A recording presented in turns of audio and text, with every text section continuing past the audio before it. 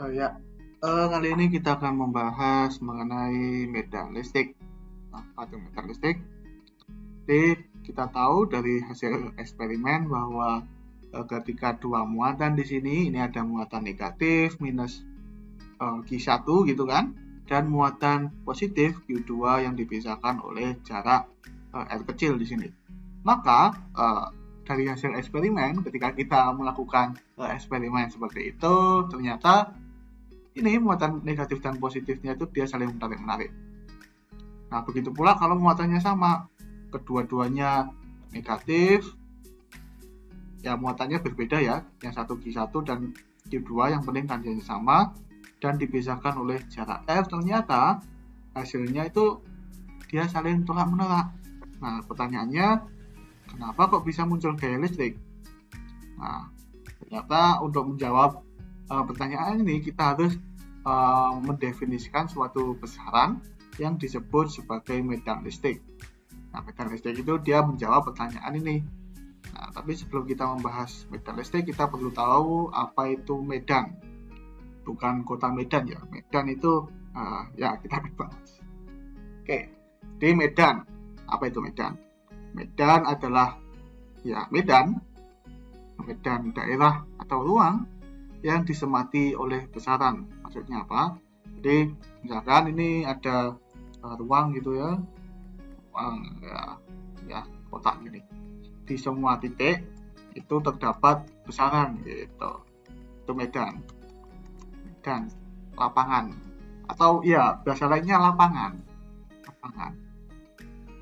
Oke.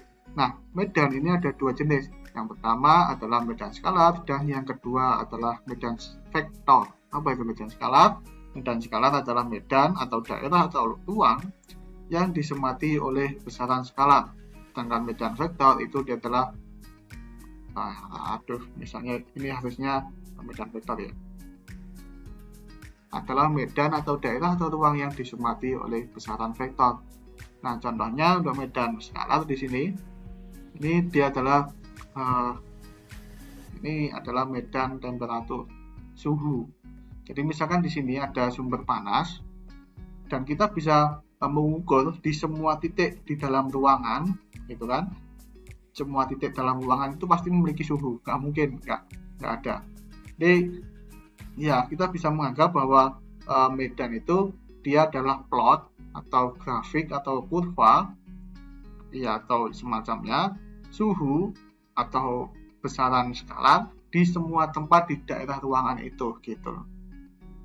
Nah, begitu pula kalau medan vektor. Kalau medan vektor otomatis dia adalah kumpulan dari semua vektor yang ada di ruangan itu gitu. Jadi vektor-vektor itu tersebar di semua daerah. Jadi misalkan kita mencari vektor di sini pun juga bisa. Di sini, dimanapun. Ini kita cuma buat kotak-kotak gini karena untuk memperjelas saja. Sebenarnya kotak-kotak ini nggak ada. Di semua tempat di antara ini pun juga ada. Begitu pula untuk suhu di sini, di semua tempat di dalam ruangan ini pasti memiliki suhu. Gitu. Nah, itu medan.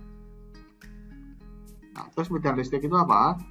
Ya, jadi medan listrik itu dia adalah ya medan yang ditimbulkan oleh muatan listrik gitu. Ya kan? Jadi medan listrik itu dia disimbolkan oleh E. Nah, medan listrik adalah medan yang diakibatkan oleh muatan listrik. Medan listrik akan semakin lemah jika semakin jauh dari muatan tersebut. Nah, ini seperti temperatur tadi ya. Jadi misalkan di tengah-tengah di sumber panasnya ya pasti paling panas di daerah sini. Nah, kalau di jauh sana ya nggak akan berpengaruh. Nggak. Misalkan kita punya yang sumber panas itu misalkan kompor atau api unggun di sini. Misalkan di ITS gitu. Nah, kalau kita berada di UNER atau di UNESA gitu kan ya nggak akan terasa gitu. Jadi semakin jauh akan semakin lemah pengaruhnya. Begitu pula medan listrik. Medan listrik itu semakin lemah apabila semakin jauh dari muatan itu. Nah, sekarang misalkan apabila ada muatan Q merah di sini.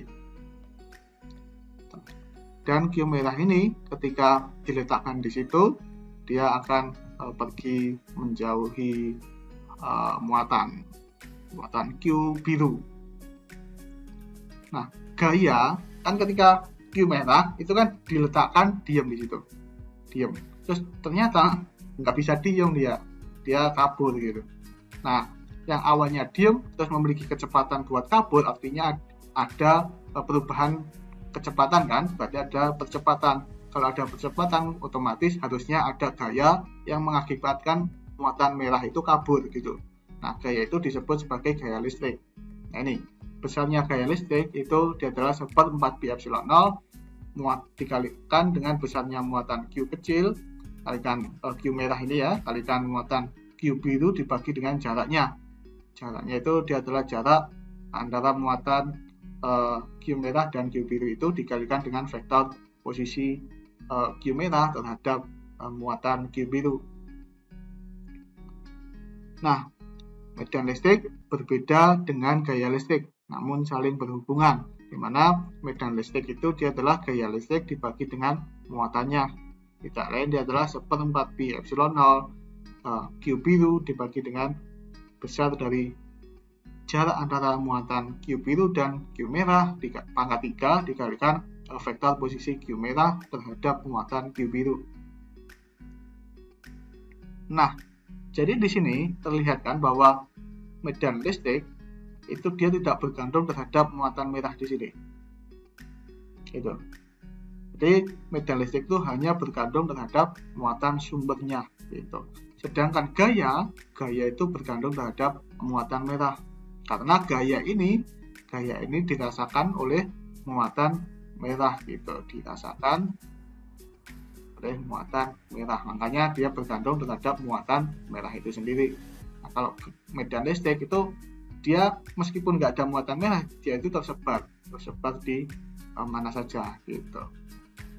Seperti tadi ya, temperatur meskipun kita nggak ada di dalam ruang, tetap aja di situ tetap ada distribusi suhu gitu.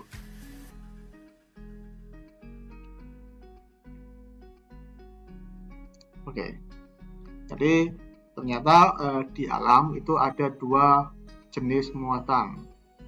Dua jenis muatan yaitu muatan positif dan muatan negatif. Karena di sini muatan positif dan negatif itu dia akan memberikan medan listrik E yaitu 1/4 pi epsilon 0 Q per R pangkat 3 dikalikan dengan vektor R-nya. R itu diukur dari pusat muatannya. Misalkan di sini R-nya. Nah, ini R. Oke. Nah, di sini kalau misalkan muatan Q ini dia positif, ya berarti medan listriknya positif kan? Medan listrik positif itu artinya keluar ke sana. Nah, kalau Q-nya ini negatif, muatannya itu negatif, maka medan listriknya itu juga negatif. Kalau medan listrik negatif itu artinya dia masuk ke dalam muatan negatif itu gitu. Nah, medan listrik tidak akan pernah saling memotong satu sama lain. Jadi misalkan di sini ada dua muatan minus dan muatan plus. Bagaimana cara kita menggambarkan medan listrik totalnya? Nah, untuk menggambarkan, kita harus memastikan bahwa medan listrik itu tidak pernah saling memotong satu sama lain. Maksudnya saling memotong itu gimana? Saling memotong itu di satu titik, itu tidak mungkin ada dua nilai. Ya sama aja, misalkan kita berada di ruangan di sini ya. Di sini nggak mungkin suhunya 50 derajat dan misalkan 90 derajat pada waktu yang bersamaan di satu titik yang sama, kan nggak mungkin kan. Nah, begitu pula medan listrik ini di satu titik itu nggak mungkin saling memotong, jadi nggak mungkin ada dua nilai yang sama. Nah, jadi gambarannya seperti ini. Misalkan ada muatan positif dan muatan negatif dijejerkan, didekatkan. Ternyata muatan positif itu kita sebelumnya telah mengenal bahwa medan listriknya itu mengarah keluar ke sana. gitu kan, keluar ke sana. Nah, muatan negatif itu masuk ke sana, masuk ke dalam, gitu kan. Nah, tapi di satu titik itu nggak mungkin memiliki nilai yang berbeda. Jadi misalkan di sini tuh untuk muatan positif itu dia bergerak ke sana kan, keluar kan, dan untuk muatan negatif itu masuk gitu loh.